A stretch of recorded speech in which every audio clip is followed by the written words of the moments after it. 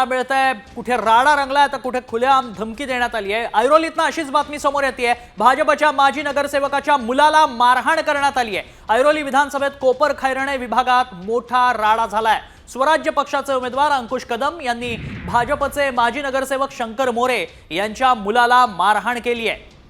कोपर खैरणे इथल्या कार्यालयाबाहेर लागलेल्या बूथवरती येऊन ही मारहाण झाल्याचं समजतंय। तर शंकर मोरे यांच्या मुलानं भरारी पथक घेऊन कोपर खैरणे इथं स्वराज्य पक्षाच्या कार्यकर्त्यावरती हल्ला केला असा थेट आरोप अंकुश कदमांनी केलाय। आणि कार्यकर्त्याला झालेल्या मारहाणीचा जाब विचारण्यासाठी गेलो असताच शंकर मोरे यांच्या मुलानं पहिला हात उचलल्यानं स्वरक्षणासाठी आम्ही सुद्धा मारहाण केल्याची माहिती अंकुश कदमांनी दिली आहे।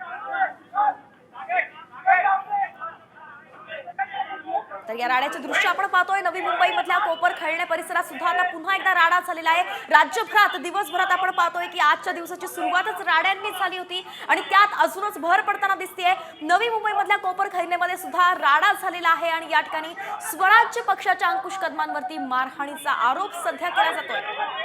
नवी मुंबईमध्ये ही घटना घडली आहे। कोपर खैरणे परिसरात जोरदार राडा रंगतो। एक्सक्लुझिव्ह दृश्य आपण आता साम टीव्हीवर पाहतोय। पोलिसांचा बंदोबस्त तैनात करण्यात आला असला तरी सुद्धा असा राडा सातत्याने घडताना पाहायला मिळतात। महाराष्ट्राच्या कानाकोपऱ्यात कुठे अपक्षाला मारहाण होतीये तर कुठे खुलेआम धमकी दिली जाते।